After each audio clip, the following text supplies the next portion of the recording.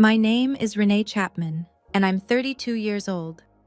3 days after my family reunion celebrating my father's 60th birthday, I opened my banking app and saw my savings account balance, $0. The week before, it had been 140, 312, 7. 8 years of careful saving for my dream home, gone in an instant. My hands trembled as I called the bank. The customer service representative confirmed what I couldn't believe. The transfer had been authorized by Richard Chapman, the co-owner of the account, my father. When I confronted him, he laughed. "We needed it more than you, Renee. You have a stable job. You can earn it back." I felt something inside me snap. Not break, but unlock.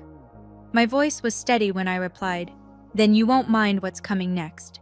Before I tell you what happened when that doorbell rang, please take a moment to like and subscribe, but only if this story resonates with you. Where are you watching from? What time is it there? Let me know in the comments. But to understand why I made that choice, I need to start from the beginning. I grew up in Denver, Colorado, in what most people would call a comfortable middle-class family. My father, Richard Chapman, spent 32 years as a branch manager at a small regional bank before retiring 3 years ago. My mother, Linda, was a homemaker who believed her primary job was keeping the family together, no matter the cost. From the time I could understand words, I understood one thing above all else. Family comes first. It was stitched into every conversation, every holiday speech, every guilt-laden phone call. Family takes care of family. Those who have more share with those who have less. Blood is thicker than water. My younger brother Derek was 4 years behind me, and somewhere along the way, my parents decided he was the one worth investing in. "Boys need more support," my mother would say. "Derek has potential. He just needs the right opportunities." I learned early that my role was different. I was the responsible one, the reliable one, the one who got scholarships, worked part-time jobs starting at 16, and never asked for anything. When I was 17, my father added his name to my bank account. "Just in case something happens," he said, his banker's voice calm and reassuring. "This way I can help you manage things if there's ever an emergency." I never questioned it. I never removed him. Why would I? He was my father. He would never... That's what I told myself for 15 years. Looking back, I can see how carefully the foundation was laid. Every family first lecture, every time I was praised for being the easy child, every subtle message that my needs were secondary, it was all preparation. I just didn't know what I was being prepared for. Let me show you the receipts. I kept them all, an occupational hazard of being a data analyst. In 2016, when I was 24 and had just been promoted to my first senior position at DataSphere, a tech company in downtown Denver, my parents called. The roof was leaking. They couldn't afford repairs. Could I help? I transferred $15,000. Between 2017 and 2020, Derek's college tuition kept coming up short. Scholarships fell through. Financial aid wasn't enough. Mom cried on the phone about how Derek would have to drop out. I covered $28,000 in tuition gaps. In 2019, Mom was diagnosed with severe rheumatoid arthritis. Insurance didn't cover everything. Dad said they were drowning in medical bills. I paid $12,000. In 2021, Derek had a business opportunity, a real estate investment that was guaranteed to pay off. He just needed startup capital. He'd pay me back within a year. I loaned him $8,000. I never saw a cent of it.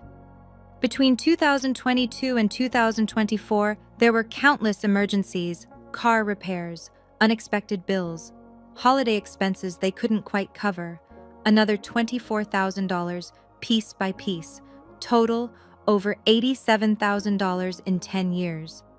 I tracked every dollar in a spreadsheet, color-coded by category, dated by transaction, not because I expected to be paid back, but because that's just who I am. Data is comfort. Numbers don't lie. You know what I never received? A thank you card, a genuine expression of gratitude, even an acknowledgement that I had sacrificed anything at all. What I got instead was, "You have a good job, Renee. You don't have kids to worry about.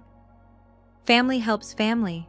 What I got was the privilege of being the family ATM, while my brother was called the one with potential. Despite everything I gave away, I had a dream, a quiet, persistent dream that kept me going through every extra shift, every declined vacation, every time I talked myself out of buying something nice for myself. I wanted a house, not a mansion, not a showpiece. Just a modest home in the suburbs of Denver with a backyard where I could plant flowers, a living room big enough to host friends, and walls that belonged to me. I started saving seriously when I was 24, right after my first promotion. I set up automatic transfers. I created a separate high-yield savings account. I lived in a modest apartment, drove a 10-year-old Honda, and bought my coffee at home instead of Starbucks. My goal was $150,000. Enough for a 20% down payment on a $750,000 house in a decent neighborhood. After 8 years of discipline, sacrifice, and saying no to myself over and over again, I had $140,312.67. I was so close I could taste it. I had already toured 3 houses. The third one was perfect, a craftsman-style home with a wraparound porch, hardwood floors, and a backyard with space for a garden. The asking price was $735,000. I planned to make an offer the week after Dad's birthday party. Here's the thing that haunts me. 2 years before everything fell apart, I almost removed my father from that account. I was updating my financial information, and the bank representative asked if I wanted to change the co-owner status. I hesitated. Then I called my dad to tell him, and his voice turned cold. "You don't trust your own father? After everything I've done for you?" I apologized. I left his name on the account. That decision cost me $140,312.67. My father's 60th birthday party was held on a Saturday in early June at my parents' house in Lakewood. 20 guests filled the living room and backyard. Aunts, uncles, cousins, old family friends, neighbors who had known us for decades. The decorations were elegant. The food was catered, paid for, I later learned, with money Derek had borrowed from somewhere. Everyone was dressed nicely, smiling, performing the role of happy functional family for an audience. My father gave a speech about gratitude and legacy. My mother gazed at him adoringly. Derek stood beside them, introduced to everyone as our up-and-coming real estate investor. No one mentioned that his last 3 investments had failed. No one mentioned that I had funded 2 of them. I sat in the corner, nursing a glass of wine, watching the performance. Several relatives asked me the usual questions. "When are you getting married? Still renting? No house yet?" I smiled and deflected. What I noticed, what I couldn't stop noticing, was the way my father and Derek kept huddling together throughout the party. They'd whisper, glance at me, then look away when I caught their eyes. Something was happening, something I wasn't supposed to see. Near the end of the party, my Aunt Helen pulled me aside. She was my father's older sister, 65 years old, the only member of my extended family who had ever acknowledged that I gave too much. She squeezed my hand. "Renee, sweetheart, you've given enough. Be careful." I laughed it off. "Careful of what, Aunt Helen?" She didn't answer. She just looked at me with something I couldn't name, pity, maybe, or forewarning. 3 days later, I understood. It was a Tuesday morning when my world collapsed. I was at my desk at DataSphere reviewing quarterly analytics reports when my phone buzzed with an email notification. The subject line read, "Transaction Confirmation, Mountain West, Federal." I assumed it was spam. Phishing attempts that mimicked bank communications were common enough. I was about to delete it when something made me pause. The account number in the preview matched mine. I opened my banking app. Savings account. Balance, $0. For a full 30 seconds, I couldn't breathe. I stared at the screen, certain there had been some mistake, a glitch, a display error, something. I called Mountain West Federal's customer service line with shaking hands.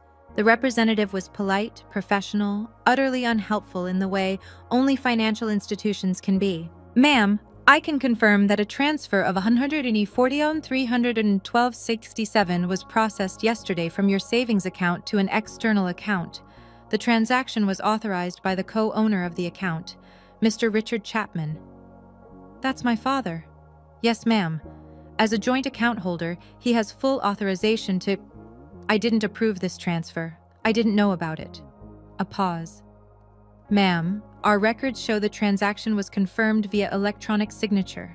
Would you like me to email you the confirmation documentation?" "Yes, please." I hung up and sat in my cubicle, staring at nothing. 8 years. 8 years of sacrifice, discipline, and dreaming, transferred away in a single click by the man who was supposed to protect me. The email arrived 3 minutes later. I opened the attachment and saw my name on the electronic signature line, except I had never signed anything. My father hadn't just stolen my money, he had forged my identity to do it. I called my father from the parking garage of my office building. I needed privacy for this conversation. I needed to hear his voice when he explained. He answered on the second ring. "Renee, I was expecting your call." No guilt, no hesitation, just calm acknowledgement, like we were discussing the weather. "Dad," my voice cracked. "The money, my savings, all of it. Yes, I transferred it." "Why?" He sighed, the way he always did when he thought I was being difficult. "Derek was in trouble, Renee. His investment property fell through. He owed the bank $120,000. They were going to foreclose. I had to help him." "With my money?" "Family money," he corrected. "I put Derek's future first. I used part of it to pay down his debt and the rest as a down payment on a new apartment for him. A fresh start. That was everything I had. 8 years of saving. I was going to buy a house." "And you still can," he interrupted. "You have a good job. You're smart. You'll earn it back in no time. Derek doesn't have your advantages. He needs support." I heard my mother's voice in the background. "Tell her it's for the family. She'll understand." "Renee." My father's tone shifted, becoming the authoritative banker voice I'd known all my life. "I raised you for 18 years, fed you, clothed you, paid for your education. This is what family does. We share, we sacrifice. I needed that money more than you did." Something cold and clear settled in my chest. "You forged my signature, Dad, on the electronic confirmation." Silence. "I didn't approve that transfer. The bank has documentation with my name on it, documentation I never signed." More silence. Then, "You're overreacting." I wasn't. That night, I called Marcus Webb.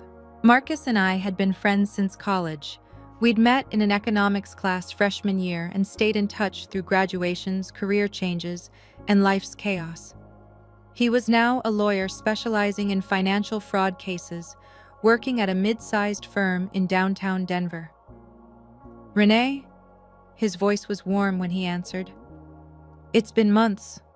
What's going on?" I told him everything. The account, the transfer, the forged signature, the phone call with my father. When I finished, there was a long pause. "Renee, this is serious, like potentially felony-level serious." "What do you mean?" "Your father being a co-owner complicates things, but it doesn't give him the right to forge your signature on authorization documents. If he created a false electronic signature to make the transfer appear legitimate, that's forgery. Combined with the unauthorized nature of the transfer, we're looking at potential charges of bank fraud and identity theft." My stomach dropped. "I don't want to send my father to prison."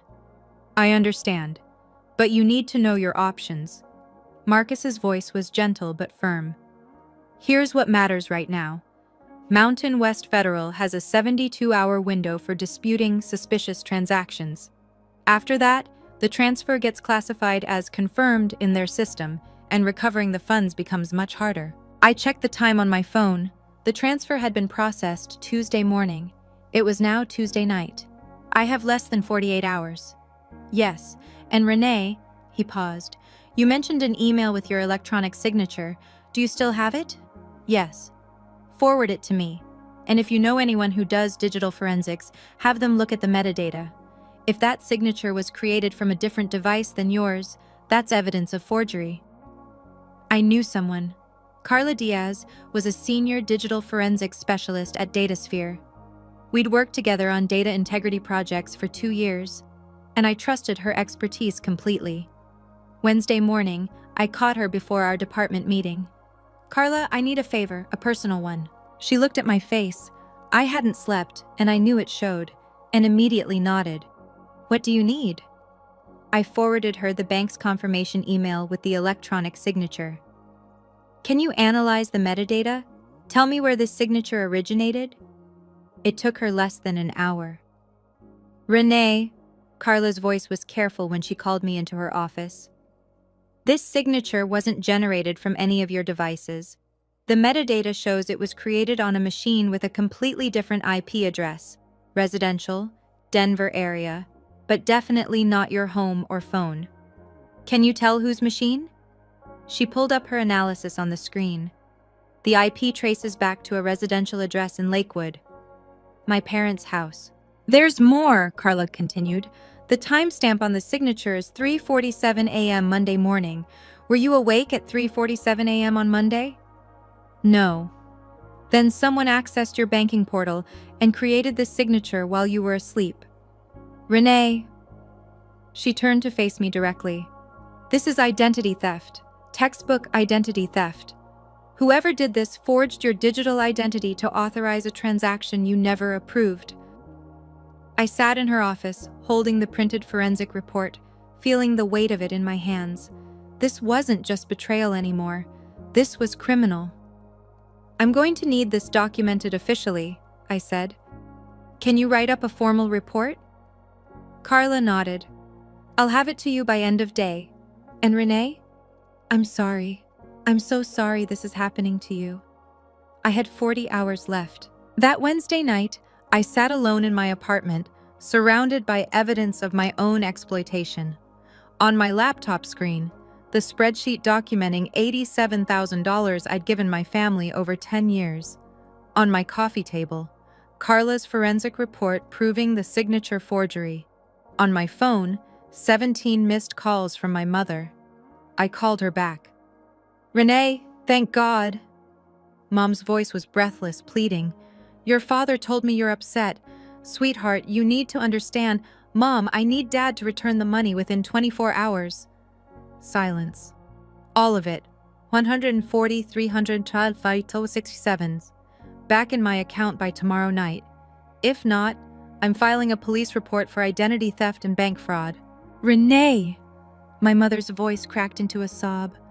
You can't do that to your own father. We raised you. We sacrificed everything for you. How can you be so ungrateful? He forged my signature, Mom. He stole my identity. This isn't a family disagreement. This is a crime. It's not stealing if it's family. That money, you were going to waste it on a house when your brother needed it more. Your father made a judgment call. He made a choice. Now I'm making mine. Renee, please. She was crying now, the manipulative tears I'd fallen for 100 times before. Think about what you're doing. You'll destroy this family. Your father could go to jail. Is that what you want? To ruin us? I thought about Aunt Helen's warning. I thought about 8 years of sacrifice. I thought about every time I'd been told my needs didn't matter. I'm not destroying anything, Mom. I'm protecting myself. For the first time in my life, I'm choosing me. I hung up. 24 hours passed. No money was returned. I opened my laptop and began typing a police report. Thursday morning, 9:15 a.m., the Denver Police Department's Financial Crimes Unit. I sat across from Detective Sarah Mitchell, a woman in her 40s with sharp eyes and a no-nonsense demeanor. On the desk between us, Carla's forensic report, my bank statements, the spreadsheet of 10 years of family support, and a printout of the fraudulent confirmation email. Detective Mitchell reviewed each document carefully, asking occasional questions. When she finished, she looked up at me. Ms. Chapman, based on what you've presented, this appears to meet the criteria for identity theft under Colorado Revised Statute 18-5902, and potentially bank fraud under Federal Statute 18 U.S.C. Sequa 1344. The forged electronic signature is particularly damning. What happens now? We open an investigation. I'll coordinate with Mountain West Federal's fraud department. They'll want to see this forensic analysis. If their internal investigation confirms what you've shown me, we'll have grounds to pursue charges. She handed me a form. This is your official identity theft report. The case number is 2024 DEN 78432. You'll need this for the bank's dispute process. I signed where indicated, my hand steady. Ms. Chapman. Detective Mitchell's voice softened slightly. I see a lot of financial crimes. Family cases are always the hardest. Are you prepared for what this might mean? My father made his choice. Now he'll face the consequences. She nodded. We'll be in touch. I was almost out the door when she called after me. One more thing. When we ran your name through the system, something flagged. There's a personal loan for $25,000 opened 6 months ago in your name. Were you aware of that? I froze. No, I never applied for any loan. Detective Mitchell made a note. Then we may be looking at multiple counts of identity theft. The family assault began within hours of filing the report. My phone exploded with messages, voicemails from my mother, each more hysterical than the last. How could you do this to us? Texts from Derek. You're dead to me. I hope you know that. Calls from relatives I hadn't spoken to in years, suddenly very interested in telling me what a terrible daughter I was. Friday morning my father called. His voice was ice. I've heard what you did, Renee. Going to the police. About your own father. You stole my money and forged my identity. What did you expect? I expected you to be loyal. I expected you to remember who raised you, who fed you, who gave you everything.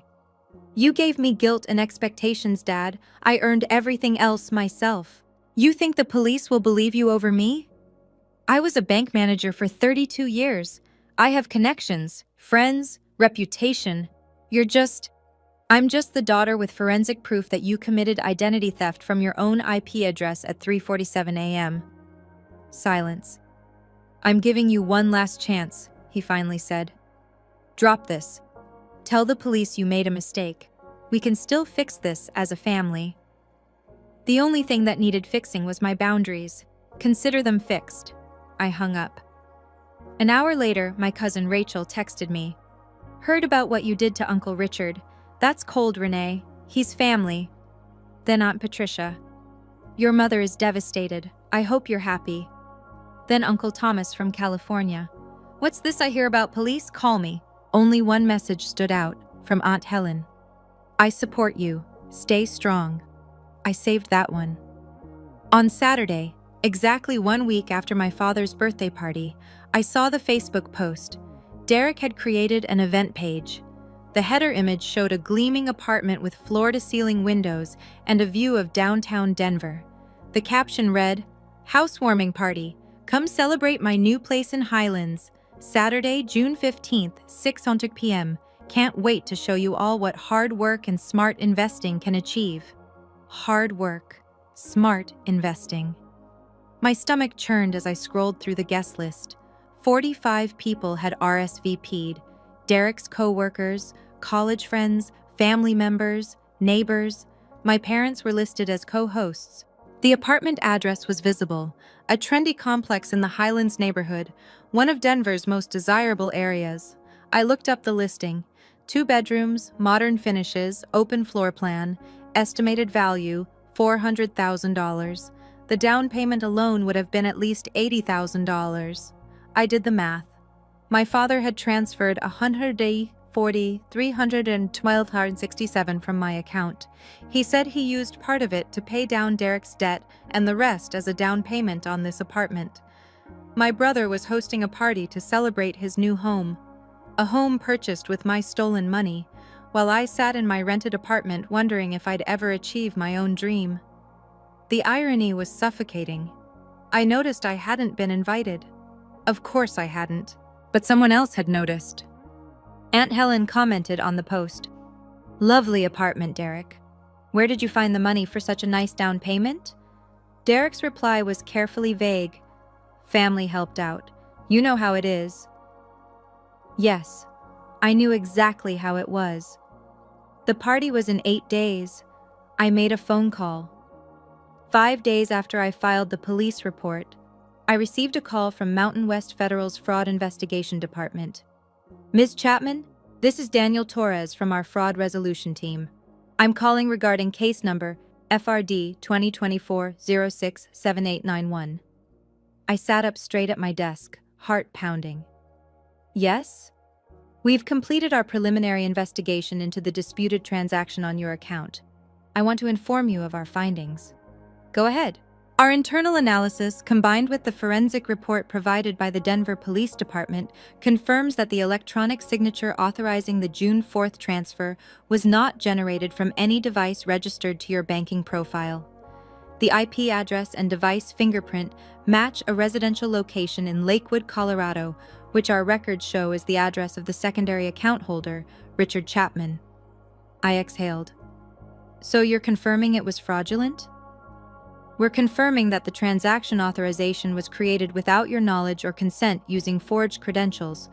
Under our terms of service and federal banking regulations, this constitutes an unauthorized transaction. What happens now? What? We've frozen the relevant accounts pending criminal investigation. We've also forwarded our findings to the Denver Police Department. Ms. Chapman, his tone shifted, becoming more personal. I've been in fraud investigation for 12 years. Family cases are rare, but they're always the most painful. I'm sorry you're going through this. Thank you. What about my money? Once the criminal investigation reaches a certain threshold, which given the evidence should be soon, we'll begin the process of reversing the fraudulent transaction. You should expect full restitution of $140, 312.67 within 30 to 60 days. I thanked him and hung up, then immediately called Detective Mitchell. The bank confirmed the fraud. What's next? Next, she said, we execute an arrest warrant. Do you have a preference on timing? I did. I thought about Detective Mitchell's question for a long time. The practical choice was clear. Have my father arrested quietly, at home, with minimal witnesses. It would be less dramatic, less painful, less public. The family could manage the narrative. The neighbors might never know. But I kept thinking about that Facebook post. Can't wait to show you all what hard work and smart investing can achieve. I thought about 45 people gathering to celebrate my brother's success. Success built on my stolen savings, my forged identity, my shattered dreams. I thought about my parents standing beside him, proud, smiling, performing happy family while I sat alone in my apartment. They wanted an audience for the lie. Maybe they deserved an audience for the truth. Wednesday night, Aunt Helen called. Renee, honey, I heard about the investigation. How are you holding up? I'm okay, Aunt Helen. I'm just deciding something. The housewarming party is Saturday. Your Uncle Thomas is flying in from California. The whole extended family will be there. Something clicked into place. Everyone will be there to see Derek's big moment. Yes, Richard's been calling everyone, making sure they come. He wants a big show of support. She paused. He's telling everyone you've had a mental breakdown and are making false accusations. He's trying to control the narrative before you can speak. My jaw tightened. Is that so? I thought you should know. Whatever you decide to do, I support you. I thanked her and hung up. Then I called Detective Mitchell. Detective, you asked about timing for the arrest warrant. I have a suggestion. I'm listening. Saturday, June 15th, 7 o'clock p.m., 2847 Highland Boulevard, Apartment 4C. There will be approximately 45 witnesses. A pause. That's unconventional. So is stealing from your daughter. Fair point. I'll make it happen. Okay, I need to pause here for a second. If you were in my position, what would you do? Option A. Have the police arrest my father quietly at home, avoid the drama, keep things private. Or option B. Let everything unfold at the housewarming party, in front of 45 witnesses celebrating my brother's success? Drop your answer in the comments, A or B. And if you're still with me, hit that like button so I know you're here. Now, let me tell you what happened next. Saturday, June 15th, 2024. 6:12 p.m. Derek's apartment in the Highlands was everything the Facebook photos promised. Soaring ceilings, designer furniture, a wall of windows showcasing the Denver skyline, catering trays covered the kitchen island. A playlist of upbeat music pulsed through wireless speakers. Congratulations. Balloons floated in clusters near the entrance. 45 guests filled the space, mingling with champagne glasses in hand. Derek's coworkers admired the view. Extended family members exclaimed over the finishes. Friends congratulated him on finally making it. My father stood in the center of the living room holding court. "I've always believed in investing in family," he announced to a cluster of relatives. "When Derek came to me with this opportunity, I knew it was the right move. That's what parents do. We set our children up for success." Murmurs of approval rippled through the group. My mother circulated with a tray of appetizers, beaming. "Isn't this place wonderful? Derek has worked so hard. We're so proud." Derek himself was near the window, accepting praise from two former college roommates. "Yeah, man, it took some strategic planning, but I finally got my feet under me. Real estate is all about timing, you know." Uncle Thomas, newly arrived from California, clapped Derek on the shoulder. "Your dad says you're quite the investor. Impressive, son. Real impressive." Nobody mentioned me. Nobody wondered where I was. Nobody questioned where an unemployed investor with a failed track record suddenly found the resources for a $400,000 apartment in one of Denver's most expensive neighborhoods. Or almost nobody. I spotted Aunt Helen near the kitchen, watching my father's performance with an expression I recognized, the same skepticism she'd shown at the birthday party 3 weeks ago. She checked her watch. 6:47 p.m., 13 minutes. At 6:52 p.m., Aunt Helen made her move. She intercepted Derek as he headed back from the bathroom, cornering him near the hallway where the acoustics carried every word to at least a dozen nearby guests. "Derek, sweetheart," her voice was pleasant but carried. "This apartment is stunning. What did it cost, if you don't mind me asking?" Derek's smile flickered. "Oh, around 400,000. It was a great deal, actually." "And where did you find the down payment? Last I heard, you were having some trouble with your other properties." Several heads turned. The music suddenly seemed too loud for the silence that was forming. "Dad helped out," Derek said carefully. "You know, family support." "Mm-hmm," Aunt Helen nodded slowly. "And did Renee contribute anything?" Derek's face went pale. "What? No, Renee has nothing to do with this." "Really? Because I spoke to her this week and she mentioned some interesting things about a bank transfer. $140,000, I believe?" The cluster of relatives nearest to them had stopped talking entirely. My mother's smile was frozen in place. My father was pushing through the crowd, his face thunderous. "Helen!" His voice was sharp. "This isn't the time or place." "Isn't it?" Aunt Helen turned to face her brother. "Richard, where did the money for this apartment come from? The truth, please. Your sister is asking." "It's family business. None of your—" "Did you take money from Renee's savings account without her permission?" The room had gone completely silent. 45 pairs of eyes fixed on my father. His mouth opened, closed, opened again. The doorbell rang. My father's face went white. "That," Aunt Helen said quietly, "would be the police." Derek opened the door. 2 uniformed officers stood in the hallway, their postures professional, their expressions grave. Behind them, in plainclothes, was Detective Mitchell. "We're looking for Richard Chapman." The room erupted in confused murmurs. My mother rushed toward the door. "What is this? This is a private party." "Ma'am, please step aside." Detective Mitchell held up her badge. "Mr. Richard Chapman, you're under arrest for bank fraud, identity theft, and forgery under Colorado and federal statutes. You have the right to remain silent. Anything you say can and will be used against you in a court of law." "This is ridiculous," my father's voice cracked. "This is my family. My daughter is mentally unstable. She's making up stories." "Sir, we have forensic evidence confirming that an electronic signature was forged from your home computer at 3:47 a.m. on June 3rd, authorizing a transfer of $140,312 from your daughter's account. We also have evidence of a $25,000 loan opened fraudulently in her name 6 months ago." The Miranda rights continued as one officer guided my father's hands behind his back. The click of handcuffs was impossibly loud in the silent room. My mother collapsed against the wall, sobbing, "Richard! Richard!" Derek stood frozen, his mouth hanging open, champagne glass still clutched in his hand. Uncle Thomas stepped back from him like he'd discovered something contagious. "What the hell is going on here?" The guests parted as the officers led my father toward the door. His head was bowed, his banker's composure finally completely shattered.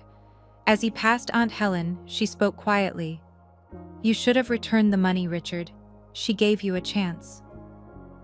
The door closed behind them. 45 witnesses stood in absolute silence. Then someone whispered, "He stole from his own daughter?" Detective Mitchell remained after the uniformed officers escorted my father out. She addressed the stunned room with professional calm. "For those who are wondering, Mr. Chapman is accused of stealing $140,312.67 from his daughter's savings account and forging her digital identity to authorize the transfer. Additionally, a fraudulent loan of $25,000 was opened in her name without her knowledge or consent. The down payment for this apartment," she gestured around the room, "came from those stolen funds." Uncle Thomas turned to Derek, his face flushed with anger. "Is this true? This apartment was bought with Renee's money?" I didn't," Derek stammered. "Dad said she agreed. He said she wanted to help." "She filed a police report, Derek." Aunt Helen's voice was sharp. "Does that sound like someone who agreed?" A woman I recognized as one of Derek's co-workers set down her champagne glass. "Wait, so this whole party, we're celebrating an apartment bought with stolen money?" "From his own sister's savings," another guest added, disgust evident in her voice. One by one, people began moving toward the door. A friend of Derek's shook his head as he passed. "Dude, I thought I knew you. This is seriously messed up." Within 15 minutes, 20 guests had left. Those who remained clustered in small groups, whispering, casting looks at Derek and my mother, like they were viewing a car accident. My mother sat on Derek's expensive new couch, mascara streaking down her face. "This can't be happening. This isn't happening." Uncle Thomas approached her, his voice cold. "Linda, did you know about this?" She didn't answer. That was answer enough. "I flew in from California for this." He grabbed his coat. "I'm done with Richard, and I'm done pretending this family isn't rotten." I arrived at 7:45 p.m., after the police had left. The apartment door was still open. No one had thought to close it. I walked through into a scene of devastation. Half-empty champagne glasses abandoned on tables, catering trays untouched, congratulations balloons drifting aimlessly. Perhaps 15 people remained. They turned to stare as I entered. My mother launched herself off the couch. You did this! You destroyed everything!" I held up one hand, and something in my expression stopped her mid-stride. "I didn't destroy anything, Mom. I reported a crime. There's a difference." I set a folder on the kitchen island, the same folder I'd been carrying for 2 weeks. Inside, the spreadsheet documenting $87,000 in support over 10 years, Carla's forensic report, a copy of the police report, bank statements showing the fraudulent transfer. "Uncle Thomas," I turned to face him. "I know you traveled from California for this. I'm sorry your trip was ruined, but I thought you deserved to know the truth." He took the folder, scanning the documents inside. His face shifted from shock to disgust to something like grief. "Renee," his voice was hoarse. "I had no idea. None of us did." "That's what they counted on." Derek finally found his voice. "Renee, you have to understand. Dad said you were okay with it. He said you wanted to help me. I never agreed to anything, Derek. I was asleep when Dad forged my signature at 3:47 in the morning. I found out about the transfer 3 days later when my account showed $0. I met his eyes. You knew where that money came from. You knew, and you threw a party anyway. He had nothing to say to that. None of them did. The remaining guests dispersed over the next hour.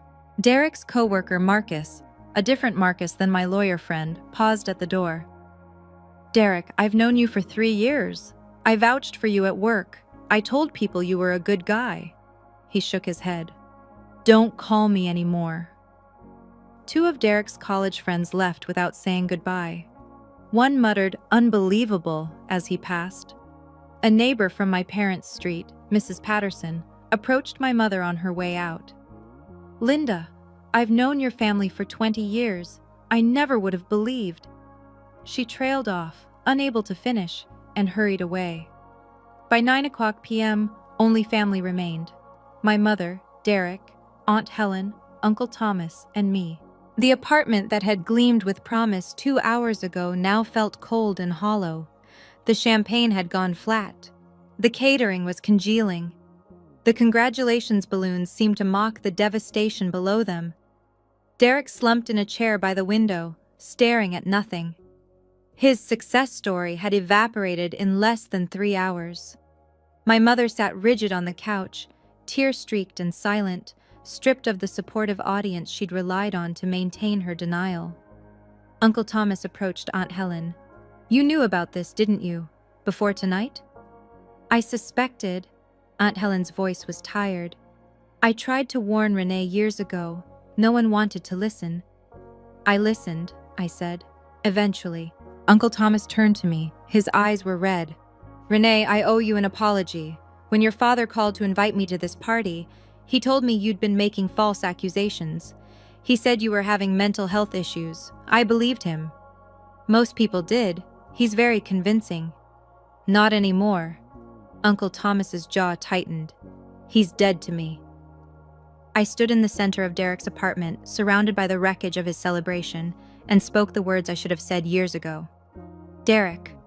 My brother looked up, hollow-eyed. I want you to understand something. I didn't do this to hurt you. Then why? Because you hurt me. You and Dad. You took my life savings, money I spent 8 years earning, and you used it to buy this apartment. Then you threw a party to celebrate. You posted on Facebook about hard work and smart investing. My voice cracked, but I pushed through. That wasn't hard work. That was theft. Dad said you would understand. Dad lied. To you, to me, to everyone. And you chose to believe him because it was convenient. I turned to my mother, who hadn't moved from the couch. Mom, I'm not going to apologize for what happened tonight. Dad broke the law. He forged my identity. He stole my future. Those are facts, not accusations. He's your father. He's a criminal who happens to be my father. Those 2 things can both be true. I picked up my folder from the counter. I'm leaving now. I won't be contacting any of you for the foreseeable future. When Dad's case goes to court, I'll do what the prosecutors ask. Beyond that, I have nothing more to say. Derek stood. Renee, wait. We're family. Family doesn't steal from each other, Derek. Family doesn't forge signatures at 3 a.m. Family doesn't throw parties with stolen money. I met his eyes. When you're ready to acknowledge what you did, really acknowledge it, not just make excuses, you can reach out. Until then, this is goodbye. I walked out without looking back. Aunt Helen followed me. Hey, quick pause here. If you've ever had to set a boundary with family, you know how hard that walk to the door feels. Like your legs are made of lead. Like every step is a betrayal of everything you were taught. If this resonates with you, drop a comment telling me about it. I read every single one. And if you want to hear what happened next, with the legal case, with my family, with my dream house, keep watching. We're almost at the end. 3 weeks after the housewarming party, my father's case went before the district attorney. Marcus kept me informed throughout the process. They're charging him with 3 counts: bank fraud under 18 U.S.C. Sephora 1344, identity theft under 18 U.S.C. Sartor 1N28, and forgery under Colorado state law. The federal charges alone could mean up to 30 years. My stomach dropped. 30 years? That's the maximum. Given his age, clean record, and the family context, the DA is offering a plea deal. 18 months probation, 200 hours of community service, and full restitution of the stolen funds. And the $25,000 loan? Separate investigation, but the bank has already flagged it as fraudulent. It'll be removed from your credit report within 60 days. In late July, my father accepted the plea deal. I wasn't present for the hearing. I'd been advised that my attendance might complicate matters, but Marcus sent me a text afterward. It's done. He pled guilty. Restitution order signed. 1 week later, 140,312.67 appeared in my new bank account. The account was in my name only. No co-owners, no exceptions. The money felt different now. Heavier. I'd earned it twice. Once through years of work, and again through the hardest fight of my life. But the numbers were real. The balance was restored. The fraud had been documented, prosecuted, and resolved through proper legal channels. I called Mountain West Federal to close my old account permanently. "Are you sure, Ms. Chapman?" the representative asked. "This account has been open since you were 17. "I'm sure. That account was never really mine." "I understand. Is there anything else we can help you with today?" I thought about it. "Yes, I'd like information about your mortgage pre-approval process." The social consequences fell like dominoes. Derek was forced to sell the Highlands apartment within 2 months. The market had softened, buyers were scarce, and the circumstances of his investment success had become local gossip. He sold at a loss of $35,000, money he didn't have, debt he couldn't escape. His real estate career, such as it was, collapsed entirely. Word spread among Denver's small investor community. "That's the guy who used his sister's stolen savings." Doors closed. Phone calls went unreturned. My mother retreated into isolation. Her church friends, her book club, her neighborhood coffee group, all of them had seen the news, heard the whispers, put together the pieces. She stopped attending Sunday services, stopped hosting, stopped answering the door. Uncle Thomas kept his word. He cut off all contact with my father, unfriending him on every platform, declining every call. When my mother tried to reach out, he sent a single text. "You knew, Linda. You knew and you did nothing. I have nothing to say to you." The extended family fractured along predictable lines. 12 relatives, aunts, uncles, cousins, formally distanced themselves from my parents. A few sent me private messages of support, others simply went silent. Aunt Helen told me about a confrontation at a family funeral 2 months later. "Your father tried to attend. Your Uncle Thomas blocked him at the door, told him he wasn't welcome. It was the first time I've ever seen Richard cry." I felt nothing when she told me this. No satisfaction, no vindication, just a hollow acknowledgement that actions have consequences, and some consequences can't be walked back. "Does it feel like enough?" Aunt Helen asked. "It feels like reality," I said. "That's all I ever wanted." In the weeks after the arrest, something unexpected happened. I started receiving messages from strangers. Carla had shared my story, anonymized, of course, in an online support group for identity theft victims. The response was overwhelming. "This happened to me too. My mother opened 6 credit cards in my name. Reading your story gave me the courage to report it. I've been paying off my brother's loans for 12 years. I thought I was the only one stupid enough to fall for it. Thank you for showing me I'm not alone." My dad told me family doesn't keep score when he asked me to co-sign his mortgage. Now I'm in $80,000 of debt and he won't return my calls. How did you find the strength to fight back? I responded to every message. Some people needed resources, lawyer referrals, fraud reporting procedures, credit repair steps. Others just needed to know that someone understood. At Datasphere, Word had spread among my colleagues. People I'd barely spoken to stopped by my desk with words of encouragement. My manager, Janet, called me into her office one afternoon. "Renee, I heard about what happened with your family. I want you to know, what you did took incredible courage. Most people would have just let it go, kept the peace. You didn't." "I couldn't," I said. "Not this time." "Well, I admire you for it. And if you ever need time off, for court appearances, for therapy, for anything, it's yours. No questions asked." Aunt Helen became my weekly dinner companion. Every Sunday, she'd come over with a bottle of wine and a listening ear. "You know," she told me once, "your grandmother did something similar to me 40 years ago. I never had the courage to fight back. I'm proud of you for having what I didn't." In September, 2 months after my father's sentencing, a handwritten letter arrived at my apartment. The return address was my parents' house. The handwriting was my mother's. I opened it at my kitchen table, already bracing for what I'd find. "Dear Renee, your father and I have had time to think about everything that happened. I want you to know that I'm sorry if you felt hurt by our actions. Families should support each other. And I understand now that things didn't go the way you expected. Your father only wanted to help Derek. He's always been a good provider, and his instincts have always been to put family first. Sometimes that means making hard choices that not everyone understands. I'm asking you, as your mother, to consider forgiveness.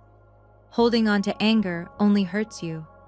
The Bible says we must forgive 70 times 7, and I believe that applies to family most of all. Please come home. We can work through this together. We're still your parents, and we still love you. Mom." I read the letter 3 times. I noticed what was missing. Any acknowledgement that what they did was wrong, any acceptance of responsibility, any recognition that helping Derek had meant stealing my life savings and forging my identity. "I'm sorry if you felt hurt" isn't an apology, it's a deflection. I wrote back the next day. "Mom, thank you for reaching out. However, I can't return to a relationship where my boundaries are not respected and my harm is not acknowledged. Dad didn't just make hard choices, he committed crimes he pled guilty to in a court of law. When you're ready to acknowledge that clearly, without deflection, I'm willing to talk. Until then, please respect my need for space. Renee." I didn't hear back. In October, Derek reached out. His email was shorter than my mother's letter, and at first glance, seemed more genuine. "Renee, I know I screwed up. I want to make things right. Can we meet for coffee? Please, just hear me out." Against my better judgment, I agreed. I chose a busy coffee shop downtown, public, neutral, with plenty of witnesses in case things went sideways. Derek looked diminished when he arrived. The confident real estate investor persona was gone, replaced by something smaller, grayer. He'd lost weight. His clothes looked slept in. "Thanks for coming." He sat across from me, hands wrapped around a cup he wasn't drinking. "I know I don't deserve it." "You're right, you don't. I want to apologize, really apologize. What Dad did, what we did, was wrong. I should have questioned where that money came from. I should have..." "You did question it, Derek. And then you decided the answer didn't matter because you were getting what you wanted." He flinched. "That's fair." "I didn't come here for fairness. I came to see what you actually wanted." A long pause, then quietly.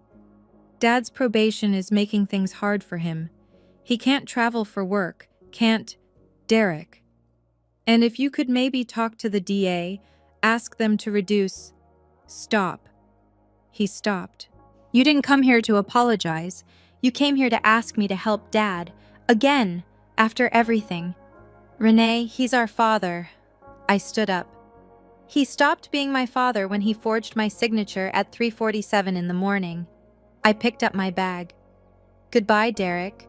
Don't contact me again unless you're ready to have an actual conversation. One that isn't about what you need from me." I left my coffee untouched on the table. November brought the first real cold of the season, and my first Thanksgiving without my family. Aunt Helen invited me to her house, a cozy craftsman in the Berkeley neighborhood. When I arrived, the table was set for two, simple, elegant, with candles flickering in the fading afternoon light. "I hope you like turkey," she said, pulling me into a hug. "I made too much, as always." Over dinner, we talked about everything except my parents, her garden, my work, the book club she'd recently joined. Normal things, peaceful things. It wasn't until dessert that she brought it up. "You know, Renee, I was your age when something similar happened to me." I looked up from my pie. "You mentioned that once. With your mother?" Aunt Helen nodded slowly. "My mother, your grandmother, opened a credit card in my name when I was 23, maxed it out. I didn't find out until I tried to buy my first car and was denied for bad credit." "What did you do?" "Nothing." Her voice was heavy with old regret. "I was too scared, too trained to keep the peace. I spent 8 years paying off a debt that was never mine, and I never said a word about it." "That's not your fault?" "No, but it is my lesson." She reached across the table and squeezed my hand. "What you did, Renee, standing up, filing that report, demanding accountability, that's what I should have done 40 years ago. I didn't have the courage. You do." I felt tears threatening. "Sometimes I wonder if I did the right thing." "You did." Her voice was firm. "Protecting yourself isn't betrayal, it's survival. And family, real family, is the people who love you enough to want you to survive." I squeezed her hand back. "Thanks for being real family, Aunt Helen." 6 months after my father's arrest, I signed the papers for my new house. It wasn't the craftsman I'd originally dreamed of, that one had sold months earlier while I was fighting for my stolen savings. But the house I found was better. A charming split level in Littleton with a wraparound porch, a renovated kitchen, and a backyard big enough for the garden I'd always wanted. Purchase price? $735,000. Down payment? $147,000. My recovered savings, plus 6 months of additional contributions. The closing was held on a Thursday afternoon in December. I sat at a conference table surrounded by lawyers, real estate agents, and mortgage officers, signing document after document, watching the stack of papers grow. When it was done, when the final signature was placed and the keys were handed over, I sat in my car outside the title company and cried. Not from sadness, from release. 8 years of saving. A devastating betrayal. A legal battle. A family shattered. And at the end of it all, a house. My house. In my name only. I drove to the property that evening. The moving truck wouldn't come until the weekend, so the house was empty, echoing with possibility instead of furniture. I walked through each room, running my fingers along the walls, memorizing the spaces that were finally, entirely mine. The backyard was brown with winter dormancy, but I could already see where the flower beds would go, where I'd plant tomatoes in the spring, where I'd set up a small table for morning coffee. The doorbell rang. Aunt Helen stood on the porch, holding a pot of red roses. "Housewarming gift," she said, her eyes bright with tears. "For your garden." I pulled her into a hug so tight neither of us could breathe. "Welcome home, sweetheart," she whispered. I was home. I'm writing this from the porch of my new house, 6 months after moving in. The garden is thriving. Aunt Helen's roses bloomed in May, deep red against the green of the lawn. The tomatoes I planted are producing more than I can eat, so I've started bringing extras to my neighbors. I've made peace with the shape of my family now. It's smaller than it used to be, but it's honest. My father completed his community service. He's still on probation. From what Aunt Helen tells me, he's aged dramatically since the arrest. My mother has stopped reaching out. Derek sent one more email, which I deleted without reading. I'm not angry at them anymore. Anger requires energy, and I've chosen to spend my energy on things that matter. My work, my home, my relationships with people who value me, but I'm also not waiting for them to change. I used to believe that loving family meant sacrificing everything: my savings, my dreams, my boundaries. I thought saying no was the same as saying, I don't love you. I was wrong. Real love doesn't require self-destruction. Real family doesn't exploit your loyalty. And setting boundaries isn't betrayal. It's the foundation of every healthy relationship. I don't know if my parents will ever understand that. I don't know if Derek will ever grow into the kind of person who can take responsibility for his choices.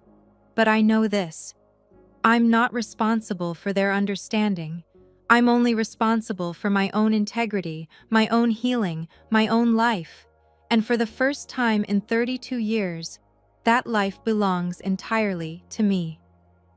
I close my journal and look out at the sunset turning my garden gold. I chose myself. Finally. It was the hardest thing I ever did. It was worth it. Hey, before we wrap up, I want to step back and share some perspective on what we just witnessed. From a psychological standpoint, Renee's story is a textbook example of financial enmeshment, a dynamic where family members treat one person's resources as communal property, regardless of consent. The phrases "family helps family" and "you have a stable job" weren't expressions of love. They were tools of control. Here's what Renee taught us: setting boundaries isn't selfish, it's necessary. You're not obligated to destroy your future to maintain someone else's comfort. Forgiveness doesn't require reconciliation. And sometimes, choosing yourself means letting go of people who only valued what you could give them. If you're watching this and something resonated, if you've been the family ATM, the reliable one, the one who always gives, please know you deserve better. Your loyalty is precious.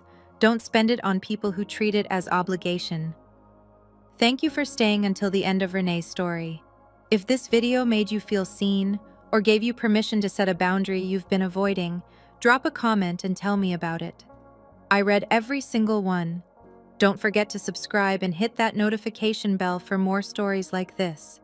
And if you're hungry for more, check out the video linked in the description. I think you'll love it. Until next time, protect your peace.